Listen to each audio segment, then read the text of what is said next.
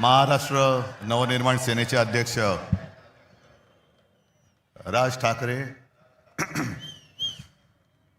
राष्ट्रवादी काँग्रेसचे नेते आणि आमचे मित्र जयंतराव, व्यासपीठावरील सर्व जे उद्या मुंबईचं रक्षण करणार आहेत ते भावी नगरसेवक आणि तिन्ही पक्षाचे मान्यवर नेते आणि जमलेल्या माझ्या तमाम हिंदू बांधवांनो, भगिनींनो आणि मातांनो,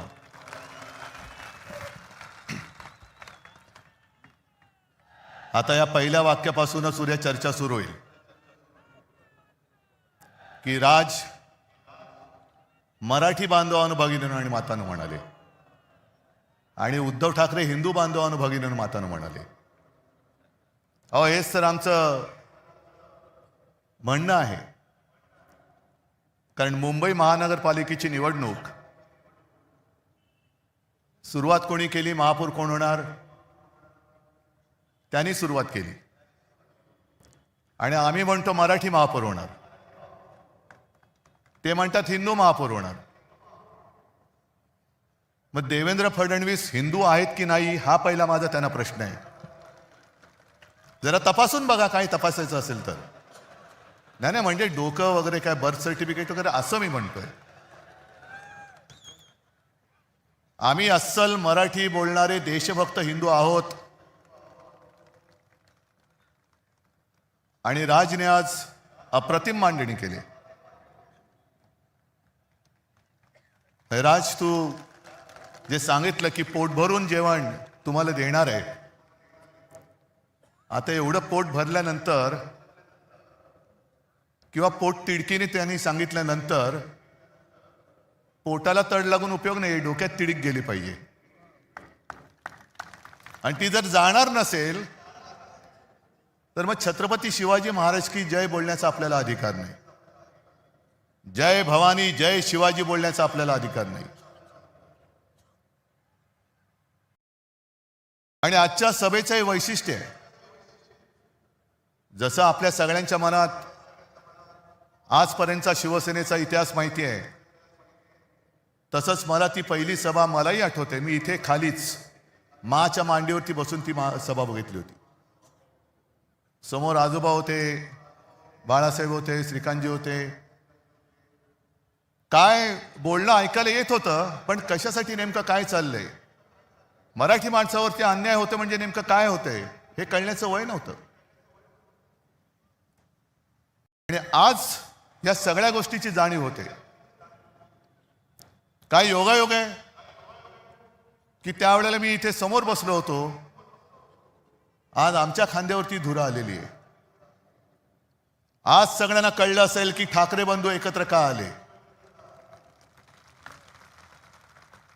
आणि जयंतराव, भावकी एक झालेली, आता गावकी पण एक होते.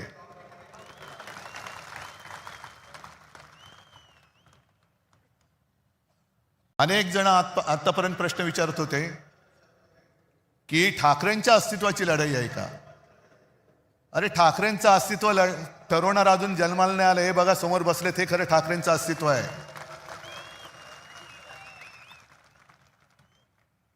ही सगळी लाचार माकडं ही कधी वाघ नाही बनू शकत. आणि आत्ता तुमच्या लक्षात आलं असेल की शिवसेना संपवण्यामागचा यांचा डाव काय होता. का संयुक्त महाराष्ट्राच्या लढ्याच्या वेळेला आचार्य आत्रे होते, एस.एम. जोशी होते, डांगे होते आणि पहिले जे 5 जण सगळ्यात पुढे होते त्याच्यात आमच्या दोघांचे आजोबा प्रबोधनकार केशव सीताराम ठाकरे होते. ही आमची घराणेशाही म्हणा किंवा घराण्याची परंपरा म्हणा. आणि हे रक्तामध्ये असावं लागतं. मराठीचं प्रेम, मातृभाषेचं प्रेम हे रक्तामध्ये असावं लागतं. आणि आमच्या डोळ्यात देखत जर आमच्याच घराचे, राज्याचे, भाषेचे लचके तोडले जाताना आम्ही प्रबोधनकारांची नातवंड, बाळासाहेबांचा मुलगा, श्रीकांतजींचा मुलगा, हे काय शेपट्या घालून घरी बसू असं या भाजपवाल्यानं वाटलं. आज जे काय राजने मांडलेलं आहे हेच तर आम्ही सांगतोय. आणि आमच्या दोघांचे शेवटी अनुभव हा सगळ्यात मोठा गुरु असतो. साहजिकच आहे मराठीसाठी एकत्र आलोत आणि राज जे बोलत तेच सांगतोय. आमच्यामध्ये तसे वाद नव्हते पण ते वाद आम्ही आज गाडून टाकलेले आहेत आणि मराठी माणसासाठी, हिंदूंसाठी आणि महाराष्ट्रासाठी एक ताकद म्हणून उभे राहिलेलो आहोत. निवडणूक महापालिकेची, पण भाजप काय प्रचार करते?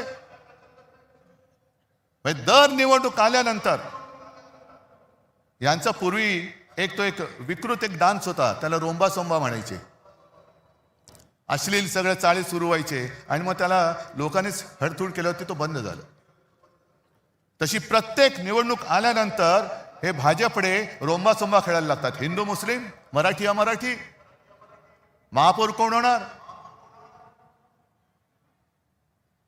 मला वाटतं आदित्यने सगळी केलेली कामं तुम्हाला सांगितलेली आहेत. आणि देवेंद्र फडणवीसांनी जे एक आव्हान दिलं की उद्धव ठाकरेंचं एक तरी भाषण असं दाखवा की जे विकासावरती बोललेत, मी 1000 रुपये देतो. नको, चोराचा पैसा मला नको, चोरलेला पैसा नको. पण देवेंद्र फडणवीस, मी तुम्हाला आव्हान देतोय की तुमचं मोदींपासूनचं तुमचं आणि तुमच्या खालच्या चेलाचपाट्यांचं अगदी वर्गाच्या मॉनिटरची निवडणूक असली तरी हिंदू मुस्लिम न करता केलेलं भाषण दाखवा. आम्ही सगळे मिळून तुम्हाला 1 लाख रुपये देतो. जा. हे भांडवत ठेवायचं नुसतं. त्या संयुक्त महाराष्ट्राच्या लढ्यामध्ये अनेक जणांना तो लढा कसा झाला, कोणी केला माहिती पण नाहीये. आपण 2010 साली इथे पाठी संयुक्त महाराष्ट्राच्या लढ्याचे एक दालन केले. जाऊन मुद्दामून बघा काय अवस्था यांच्या कारभारात त्याची झालेली आहे. मी अभिमानाने सांगेन की ते दालन आपण उभं करू शकलो याचं कारण मुंबई महानगरपालिका आपल्याकडे होती. पण तेव्हा सगळे मोठे नेते होते, जनसंघ त्याच्यामध्ये कुठेही नव्हता. मुळामध्ये लढणारे नाहीच. हे घरं पेटून पोळ्या भाजवणार आहेत, आगी लावायच्या, आपलीच माणसं आपल्यावरती सोडायची. रक्तपात झाला तर आपल्यामध्ये होईल, पण ते तिकडे पोळ्या भाजणार. जनसंघ कुठेही नव्हता. पण जनसंघ केव्हा घुसला मध्ये? संयुक्त महाराष्ट्र समिती जी माझ्या आजोबाने आणि सगळ्यांनी मिळून स्थापन केली होती. सगळे पक्ष हे एकत्र आले. मुंबई महाराष्ट्राला मिळालीच पाहिजे. त्याही वेळेला गुजरातचा डोळा हा मुंबईवरती होताच. द्विभाषिक राज्य होतं. आणि तुम्ही हिंदू हिंदू जे म्हणता ना, त्यावेळेला मोरारजी देसाई नावाचा नरराक्षस जो गुजरातमध्ये जन्माला होता, तोच नरराक्षस मुख्यमंत्री होता. आणि त्यांनी दिसताच क्षणी गोळ्या घाला. गोळ्या ही माणसं मारण्यासाठी दिलेली आहेत, त्याचा योग्य वापर करा हे आदेश देणारा मोरारजी देसाई हा हिंदूच होता. मरणारी मराठी माणसं होती. पण एक गोष्ट तुम्हाला मुद्दामून सांगतो की जनसंघ त्याच्यामध्ये कुठेही, म्हणजे गोळीला तुम्ही, पोळीला आम्ही. पण त्या सगळ्या लढ्यामध्ये अण्णाभाऊ साठे होते. तसाच एक शाहीर अमर शेख हा महाराष्ट्रप्रेमी मुसलमान सुद्धा होता. आणि तो ठणकावून सांगायचा, जागा मराठा आम, जमाना बदलेगा. आणि त्यांचं पुढचं वाक्य जे आहे, 2 कौडी के मोल मराठा बिकने को तैयार नहीं. तो शिल्लक राहिलाय का आज मराठी माणूस? 2 कौडी के मोल मराठा बिकने को तैयार नहीं, हे छाती ठोकपणे दिल्लीश्वरांना ठणकावून सांगणारा अमर शेख. अहो मेवा भाऊ, तुम्ही आम्हाला काय शिकवताय? हे सगळं अदानीकरण चाललेलं आहे. आमची मुंबादेवीच्या नावावरून तिचं नाव आम्ही मुंबई ठेवलं. मला आता भीती वाटते. म्हणजे भीती तर वाटत नाही, कारण तुम्ही एवढे म्हटल्यानंतर त्यांना भीती वाटली पाहिजे की मुंबईचं परत बॉम्बे करण्याचा त्यांच्या मनामध्ये डाव आहे का? आणि तो अण्णामलई आला, त्याला मला खास धन्यवाद द्यायचे. का धन्यवाद? कारण तो नकळत बोलून गेला. भाजपच्या मनातलं जे काळं आहे तो ते बोलून गेलेला आहे. असंच ज्या वेळेला लोकसभेच्या सुमारास त्यांनी जो नारा दिला होता, आप की बार 400 पार, मी म्हटलं होतं आप की बार तडीपार, आणि त्यांच्याच खासदारांनी बिंग फोडलं होतं की 400 पार का? कारण आम्हाला संविधान बदलायचंय. संविधान का बदलायचंय? तर एका साध्या मराठी माणसाने लिहिलेलं ते संविधान, यानं तर देवाने पाठवले. पण एक साधा माणूस संविधान लिहितो आणि त्या संविधानाच्या आधारावरती देश चालतो, असं काय शक्य आहे? आज ही सगळी परिस्थिती तुम्हाला दाखवल्यानंतर मी जिथे जातोय, ज्या ज्या महापालिका बघतोय, रिपोर्ट घेतोय, सगळीकडे एकच चालत आहे. आपली ही सोन्यासारखी मुंबई, ज्याच्या ठेवी आपण 92,000 कोटीपर्यंत नेल्या होत्या, त्या यांनी 70,000 कोटीपर्यंत तोडलेल्या आहेत. आज आपण हे सगळं प्रदूषण बघतोय. हे नुसतं प्रदूषण नाही, हवेचं प्रदूषण नाही, हे भ्रष्टाचाराचं प्रदूषण आहे. जवळपास 3 लाख कोटींचा घोटाळा या दळबद्री भाजप आणि त्यांच्या या लाचार गद्दार सरकारने करून ठेवलेले, आपल्या डोक्यावरती मारलेले. ही निवडणूक स्पष्ट आहे. आम्हाला महापालिका पाहिजे. का पाहिजे हे आम्ही दोघं सांगतोय. भाजपला का पाहिजे? कारण ती त्यांना अदानीच्या हातात घालायची. हा एक मुद्दा झाल्यानंतर 25 वर्षामध्ये शिवसेनेने केलेली कामं आणि गेल्या फक्त 4 वर्षामध्ये यांनी धुवून टाकलेली मुंबई, हे फक्त समोर ठेवा. आणि मी ज्यांना मराठीबद्दल प्रेम तर सगळ्यांना आहेच, पण जो असाच एक मतदार आहे त्यांनी प्रश्न विचारायला पाहिजे की हे खरं आहे की हे खरं आहे. आज संपूर्ण मुंबई 90% खोदून ठेवलेली आहे. म्हणजे एक ते पर्यावरण तज्ञ आहेत, केस भट मला वाटतं त्यांचं नाव, त्यांनी सांगितलं दिल्ली ही व्हेंटिलेटरवर आहे, तर मुंबई ही ICU मध्ये आहे. उद्या आपण जगायचं कसं हे ठरवणारी ही निवडणूक आहे. आणि ही जी काही 90% मुंबई खोदलेली आहे, इकडून मेट्रो तिकडून मेट्रो, इकडून बोगदा तिकडून रस्ता खोदलाय, तिकडे फुटपाथ खोदलाय, चालायला जागा नाही, फिरायला जागा नाही. संपूर्ण मुंबईमध्ये धूळ आणि सिमेंटचं साम्राज्य आहे. पण त्याच्या प्रदूषणामध्ये त्या प्रदूषणात सुद्धा भ्रष्टाचार आहे. कारण या सर्व कामांसाठी जे सिमेंट वापरलं जातंय त्यातलं 50 ते 60% सिमेंट हे अदानीच्या कंपनीकडनं खरेदी केलं जातंय. तुम्ही बसा मांडत, हिंदू मुस्लिम महापौर कोण होणार, हा होणार का तो होणार, तो होणार का हा होणार. मराठी माणसाने केवळ घाम गाळून मुंबई नाही मिळवली, तर रक्त सांडून मिळवलेली मुंबई. आणि आज ते मोठे कोणी नेते राहिलेले नाहीयेत. पण आमची घराण्याची परंपरा म्हणून, एक आमचं कर्तव्य म्हणून आम्ही तुमच्यासारख्या सगळ्या सैनिकांच्या साथीने हे आक्रमण परतवण्यासाठी उभे राहिलेलो आहोत. आमच्यासोबत येणार आहात की नाही हे ज्याचं त्यांनी ठरवायचं आहे. ही काही पहिली निवडणूक नाहीये. शिवसेनेला आता यावर्षी 60 वर्ष होतील. अनेक निवडणुका आल्या आणि अनेक निवडणुका झाल्या. काही शिवसेना जिंकली, काही शिवसेना हरली. भारतीय जनता पक्षाबरोबर युती झाली, हिंदुत्वासाठी केली. आणि याच व्यासपीठावरती तोही काळ आठवते, तीही मीटिंग मला आठवते, ज्या मीटिंगमध्ये शिवसेना प्रमुख जॉर्ज फर्नांडिस आणि पवार साहेब होते. युत्या होतात, आघाड्या होतात, मतभेद होतात, लोक दूर जातात. आता नितीश कुमारचं उदाहरण बघितल्यानंतर मला भारतीय जनता पक्षाला हेच प्रश्न विचारायचे आहेत की तुम्हाला हिंदुत्ववादी असलेली शिवसेना का नको, याचं उत्तर आज आम्हाला मिळते. तुम्हाला मुफ्ती मेहबूबा मुफ्ती चालते. संघ मुक्त भारत म्हणजे संघ नको म्हणणारा नितीश कुमार चालतो. मोदींना अतिरेकी म्हणणारे चंद्रबाबू चालतात. पण शिवसेना नको. याचं कारण जोपर्यंत शिवसेना आहे तोपर्यंत तुम्हाला मुंबईचा घास गिळता येणार नाही हे फक्त माहिती आहे, म्हणून तुम्हाला शिवसेना नकोय. कारण आघाड्या तुटतात मी म्हटलं ना, पण पक्ष संपवण्याचा हा विकृतपणा हा शिवसेनेबरोबर त्यांनी पहिल्यांदा केलेला आहे. आणि महाराष्ट्राच्या ज्या दोन शक्ती, अरे तुमचा कुठला बँडवाले आहात तुम्ही? नुसता मोदींचे बँडवाले तुम्ही आमचा ब्रँड संपवायला निघालात. आज ठाकरे तर आम्ही आहोत, एकच आहोत, पण पवार साहेब सुद्धा आमच्या सोबत आहेत.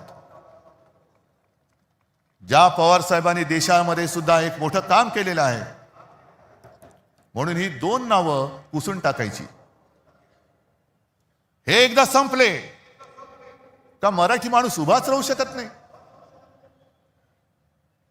पण त्यांना अजून कळलेलं नाहीये, मराठी माणूस सहनशील आहे, दयावान आहे. पण कोण जर का अंगावर आला तर शिवसेना प्रमुखांची शिकवण आम्हाला आहे, एक तर कोणावरती वार करू नका, पण जर अंगावर कोण हात उगारला तर तो हात जागेवर ठेवू नका. आम्ही कोणाला घाबरवण्यासाठी युती केलेली नाहीये, आम्ही कोणाचं काही हिसकावून घेण्यासाठी युती केलेली नाहीये. पण आमच्याच घरामध्ये येऊन जे दादागिरी करतायत त्यांच्या विरुद्ध आम्ही आवाज नाही उठवायचा तर काय लेंड्या टाकायच्या?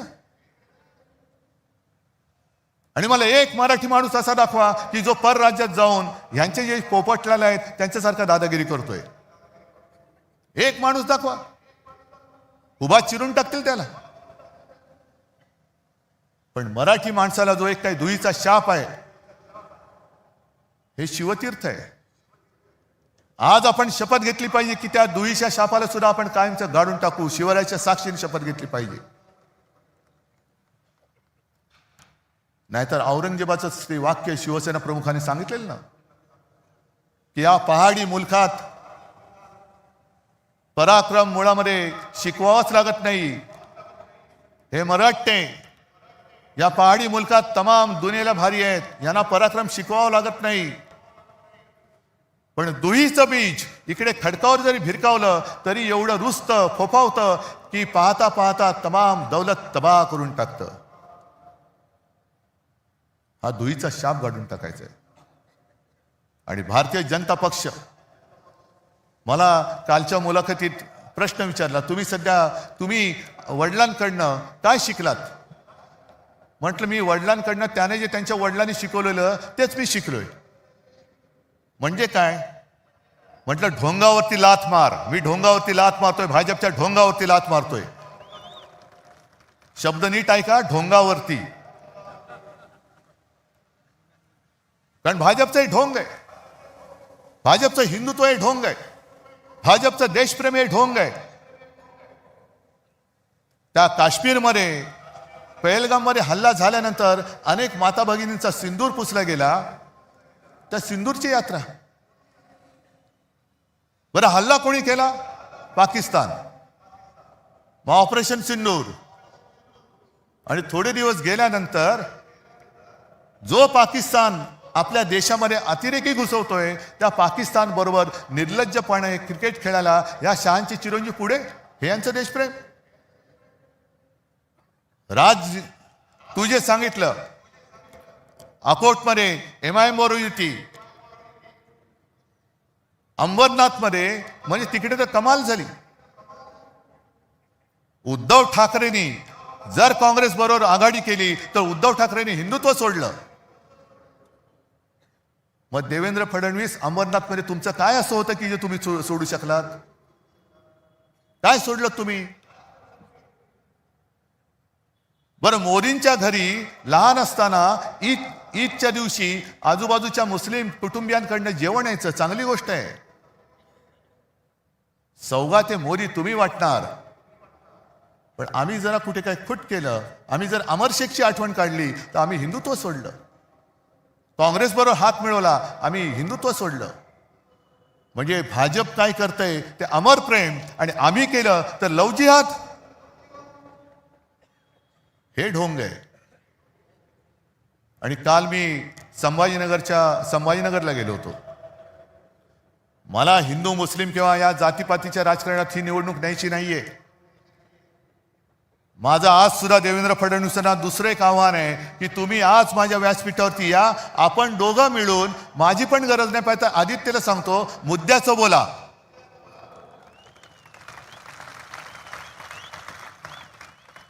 हे म्हणे शिवसेनेने मुंबईसाठी काय केलं, मराठी माणसासाठी काय केलं. मी विचारलं कोण विचारतं हे? नाही, सगळे मिंदे फिंदे एसनशी गट बिसनशी गट जे आहेत ना ते. म्हटलं या लोकांना महापालिका दाखवली ती शिवसेनेने दाखवलेली आहे.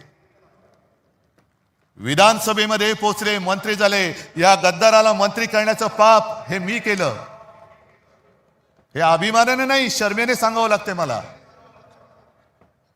पण जर का शिवसेना नसती तर ही विचारणारी माणसं आहेत, ही सगळी गद्दार, ही तर काय खान नाही येत नाही, मराठीच आहेत ना. कोणत्या तोंडाने तुम्ही आमच्या अंगावरती येत आहे? शिवसेनेने मुंबईसाठी काय केलं ही पुस्तिका घेऊनच आलेलो आहे आम्ही. शिवसेनेने मुंबईसाठी काय केलं, पुस्तिका छोटी आहेत पण कामं मोठी आहेत. ही प्रत्येकाकडे वाटलेली आहेत, प्रत्येकाकडे वाटले. अगदी शाळा जाऊन बघा, अभिमान वाटेल. महापालिकेच्या शाळा, मुंबई महापालिकेच्या शाळा कशा आहेत ते बघा. पाणी पुरवठा बघा कसा होतोय. अजून आपण 24 तास देऊ शकत नाही आहोत, पण त्याच्यात पाणी पुरवठ्यात वाढ तर नक्की करतोय. आरोग्य सेवा आहे. काल संभाजीनगरची मी तुम्हाला आठवण सांगत होतो. मला आश्चर्य वाटलं लोक तिकडे सहन कशी करतात. कारण वर्षाच्या 365 दिवसापैकी फक्त 44 दिवस संभाजीनगर शहरामध्ये पाणी येतं. बरं, संभाजीनगरचं नामांतर मी केलं, जयंतराव साक्षी आहेत त्याला. जो शिवसेना प्रमुखांचा एक आदेश होता, औरंगाबाद नाही छत्रपती संभाजीनगर झालं पाहिजे, तो आम्ही करून दाखवलेला आहे. पण नाव संभाजी महाराजांचं दिल्यानंतर त्याच्यामध्ये सुविधा कोण देत आहे? 4 वर्ष तुमच्याकडे सत्ता आहे. डबल इंजिन, ट्रिपल इंजिन, जेवढी इंजिन, आता मनसेचं इंजिन आमच्याकडेच आहे. तुमची इंजिन नुसती पोकळ वाफा सोडतायत. बरं, त्याच्यामध्ये सुद्धा एक गंमत मी बघितली, निवडणूक महापालिकेची, आणि अजित पवारांचा फोटो आहे, नशामुक्त संभाजीनगर करू. म्हटलं पहिली तुमची सत्तेची नशा उतरवा. आणि साताऱ्यामध्ये ड्रग्सच्या फॅक्टरीवरती ज्याच्या धाड पडली त्याचं जे काय खरं खोटं आहे आमच्या सुषमाताईंनी बाहेर काढलेलं, त्याची चौकशी लावा ना. त्याची नाही लावणार, नको त्या गोष्टीमध्ये चौकशा करणार. आज तुम्हाला सांगतो, भाजपच्या एका वर्षात भाजपला एका वर्षामध्ये साधारणतः 3100 कोटी रुपये निधी मिळाला. 3100 कोटी. तुम्ही म्हणाल तुम्हाला काय याचं पडले सांगतो ना. आज राज्य सरकार त्यांचं आहे, केंद्र सरकार त्यांचं आहे. पण मुंबई महापालिकेला विविध करांच्या माध्यमातून जवळपास 10,900 कोटी. 10,900 कोटी म्हणजे किती झाले? 11,000 कोटींची थकबाकी येणं बाकी आहे. यांच्या तिजोऱ्या भरतायत, माझ्या मुंबईची लुटतायत. तिकडे गणेश नाईक बॉम्ब मारतायत, नवी मुंबईची तिजोरी खाली झाली. आणि म्हणून तुम्ही मुद्द्याचं बोला. आज आम्ही जे सांगतोय की आम्ही एवढ्या मुलांना मोफत शिक्षण देतोय, 8 भाषांमध्ये विविध शाळांमधून शिक्षण देतोय, आधुनिक तंत्रज्ञानाने मुलांना शिकवतोय. या ना, समोर या. आणि एक शहर तुमच्या राज्यातलं असं दाखवा की भाजप शासित शहर आहे ते मुंबईच्या बरोबरीने येऊ शकेल. दाखवून द्या, मी काही हरायला तयार आहे. पण मुद्दे सोडून बोलायचं, आपल्याला भांडवट ठेवायचं आणि अदानीच्या थैल्या भरायच्या. तुषार आपटेचा उल्लेख जो राज तू केला, अक्षय शिंदे मारला, तुम्हाला माहिती आहे ना, एन्काउंटर केला. आणि मी याच व्यासपीठावरून बोललो होतो की शिंदेना गोळ्या घालायलाच पाहिजे होत्या. ह्या संदर्भ माझा काही जणांनी वेगळ्या अर्थाने घेतला. माझं म्हणणं एवढंच होतं की गुन्हेगाराला सजाही झालीच पाहिजे.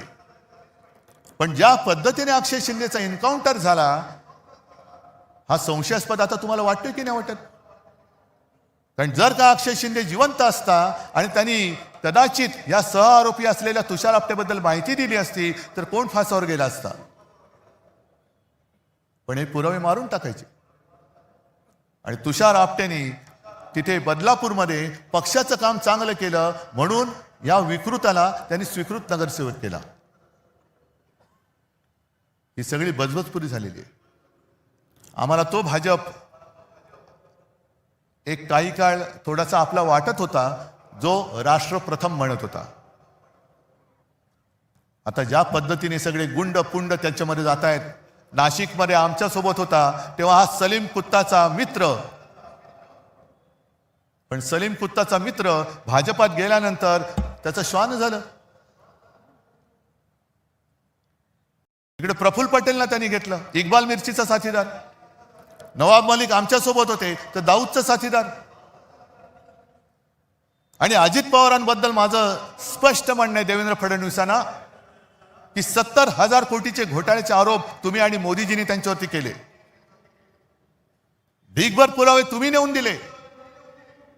आता जर का केस चालू आहे असं तुम्ही म्हणताय तर पुरावे तुम्ही दिलेत, ते आता पुरावे की जाळावे कोर्टाने एवढं सांगा. आणि त्या पुराव्यामध्ये दम असेल, कारण तुम्हाला माहिती आहे तुम्ही पुरावे दिलेत, तर अजित पवारांना लाथ मारून हाकलून द्या. आणि नसेल तर अजित पवारांची जाहीर माफी मागा, कारण हेच तुमच्या चालचाली चाललेले आहेत. लोकांना बदनाम करायचं, आयुष्यातून उठवून टाकायचं, पक्षामध्ये घ्यायचं. म्हणजे भाजपची एवढी हालत वाईट झालेली आहे. निष्ठावंतांना आता काही किंमत राहिलेली नाहीये. निष्ठावंत सगळे उपऱ्यांच्या, म्हणजे आपण उपरे वेगळे आपल्या डोक्यावर बसवतात हे, पण भाजपच्या निष्ठावंतांच्या डोक्यावरती वेगळे, म्हणजे भाजपच्या ते जयंतराव तुम्हीच सांगितलं होतं ना, तसं त्यांचं झालं. आता कोणाच्या खांद्यावर कोणाचे ओझे, सगळे माखलेले, घाणीने माखलेले, लडबडलेले ही लोक घ्यायची. निष्ठावंतांनी त्यांचे लंगोट धुवायचे, सगळं साफ करायचं आणि डोक्यावरती घेऊन यांना नाचत सुटायचं. एवढंच निष्ठावंतांचं काम राहिले. ही भाजप आम्हाला मंजूर नाहीये. आता भाजपामध्ये राष्ट्र प्रथम नव्हे तर भ्रष्टाचार प्रथम म्हणणारी भाजपा झालेली आहे. गुंडागर्दी करणारे, बलात्कारी प्रथम म्हणणारी भाजपा झालेली आहे. आणि आपल्यामध्ये आगी लावून प्रत्येक ठिकाणी हेच होतंय. एका मोठ्या समाजाला डिवचायचं आणि त्याच्या विरुद्ध इतर समाजाला चिडवायचं. म्हणजे हा डिवचलेला समाज विरुद्ध गेला तरी चालेल, पण बाकीचे चिडवलेले एकत्र येऊन हे भाजपला मतदान करतील. कसं करतील हे बघायचं. मी इथल्या मुंबईकरांना, तमाम मुंबईकरांना मी आवाहन करतोय, म्हणजे विनंती करतोय, हा लढा आमचा आहेच, मराठी माणसाचा आहेच. पण आज मुंबईमध्ये अनेक पिढ्या राहणारे इतर भाषिक आहेत. ज्या वेळेला मुंबईमध्ये संकट येतं, नैसर्गिक आपत्ती असेल, अतिरेकी हल्ला असेल, तेव्हा पहिल्यांदा जात पात धर्म न विचारता त्याला वाचवायला धावून जातो तो शिवसेना प्रमुखांचा शिवसैनिक धावून जातो. रक्तदान करायला पहिल्यांदा रांग लावून उभा राहतो. तो भाजपवाला नाही राहत. तो तिकडे गोमूत्रासाठी लाईन लावेल, पण रक्तदानासाठी नाही लावणार. गोमूत्र प्राशन करायलाही लाईन लावतील तिकडे. माणसं मरतायत, नाही गोमूत्र प्राशन केलं तर त्याची जीव वाचतील. हट तुमचं हिंदुत्व. पण रक्तदान करताना सुद्धा शिवसैनिक कधी विचारत नाही की हे माझं रक्त कोणाला जाणार आहे. हे असे अण्णा मलाई येतील आणि जातील, मलाई खाणारे येतील आणि जातील, ओरबाडून आपल्याला काढलं जातंय. आणि म्हणून आम्ही एक पोट तिडकीने हा लढा उभारलेला आहे. नाही तर आम्ही पण गेलो असतो ना. हे एवढं देश भरून अडाणींनी टाकलेलं आहे, त्याच्यात आम्ही आमची घरं भरली असती. काय फरक पडतोय?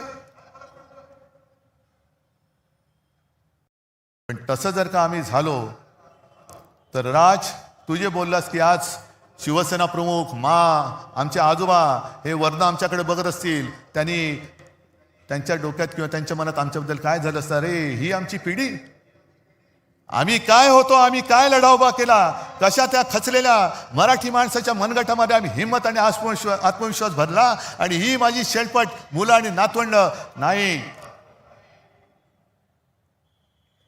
पण त्यांनी जे आणखीन सांगितले की जगायचं कसं, एकच दिवस जगा पण तो वाघाचा जगा, 100 दिवस शेळीच्या जगण्याला काही अर्थ नसतो. जगायचं असेल तर वाघ म्हणून जगा, आणि शेळी म्हणून जगायचं असेल तर भाजपात जा. जे गेलेत गद्दार त्यांना जाऊ दे. असे अनेक जण आले आणि गेले. जसा अस्वलाच्या अंगावरचा एक केस उपटला तरी काय फरक पडत नाहीये, केस येतच असतात. भाजपला आज राजकारणामध्ये पोरं होत नाही, हे त्यांचं शल्य आहे, आमचं नाहीये.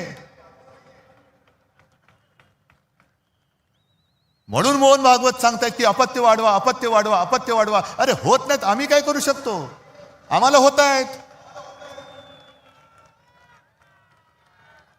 तुम्हाला होत नाही. कारण मुळामध्ये जे बीज लागतं विचारांचं, ते विचारांचं बीजच भाजपमध्ये नाहीये. नेमका भाजप कशासाठी स्थापन केला गेला हेच त्यांना माहिती नाहीये. नक्की उठायचं कधी आणि बसायचं कधी हेच भाजपला माहित नाहीये. पक्ष जगणार कसा, ही आलेली सूज आहे, हा सत्तेचा माज आहे. आणि हा माज निदान एक लक्षात घ्या, इतिहास वगैरे जो काय कोण बघत असेल, काय बघत असेल मला कल्पना नाही, पण खंडोजी खोपडेचं नाव घेतल्यानंतर आपण काय बोलतो, सूर्याजी पिसाळचं नाव घेतल्यावरती काय बोलतो, आणि तानाजी मालुसरे, बाजी घोरपडे यांचं नाव घेतल्यावरती काय बोलतो. मग 400 वर्ष होऊन सुद्धा त्यांच्या कपाळावरचा जर गद्दारीचा डाग पुसला जात नसेल तर ह्यांच्या कपाळावरचा डाग पुसायला किती पिढ्या जावे लागतील. आणि मग तुम्ही ठरवायचे, आम्ही तर ठरवलंय. छत्रपती शिवाजी महाराज होता येणं तर शक्यच नाही, त्यांचा मावळाही होता येणं शक्य नाही. पण त्यांनी जे त्यावेळेला केलं, असं काय नेमकं होतं की हे त्यावेळेला त्या मोगलांना टक्कर देणारं तेज या महाराष्ट्रामध्ये जन्माला आलं. आणि त्याच मातीमध्ये आपण जन्मलेलो आहोत, आणि तोच लढा, त्याच आक्रमणाविरुद्ध आज आपल्या हातामध्ये हे शस्त्र हे आलेलं आहे. जगायचं कसं हे आपण ठरवायचं. इतिहासामध्ये नोंद आपली कशी झाली पाहिजे हे आपण ठरवायचं. आणि मला खात्री आहे की जे विचार आम्ही तुमच्यासमोर मांडतो हे विचार नाही, हे सत्य आहे. आणि सत्य नाकारून जर का आज देखील कोणी पुन्हा भाजपच्या नादी लागणार असेल तर केवळ आपलंच नाही तर ते त्यांच्या पण मुलाबाळांचं आयुष्य धोक्यात घालतायत. आणि म्हणून एकच हात जोडून विनंती आहे, मी हात इतर कोणासमोर जोडत नाही, पण हे जे काय सैन्य आहे, हातामध्ये भगवा घेतलेलं सैन्य आहे, त्यांच्यासमोर मी हात जोडतोय. आणि ते हात एवढ्यासाठी जोडतोय की आता वेळ आलेली आहे, हाताची घडी सोडा आणि हातामध्ये मशाल घ्या, इंजिन सोबत आहे, आणि विजयाची तुतारी फुंका. आणि हे फक्त छत्रपतींचा महाराष्ट्र करू शकतो. जो सेनापती बापटांनी सांगितलं होतं ना, महाराष्ट्र मेला तरी राष्ट्र मेले. महाराष्ट्र मरू शकत नाही, महाराष्ट्र कोणी मारू शकत नाही. आणि जो राष्ट्राला मारायला येईल त्याला मारल्याशिवाय महाराष्ट्र राहत नाही, हे दाखवण्याची वेळ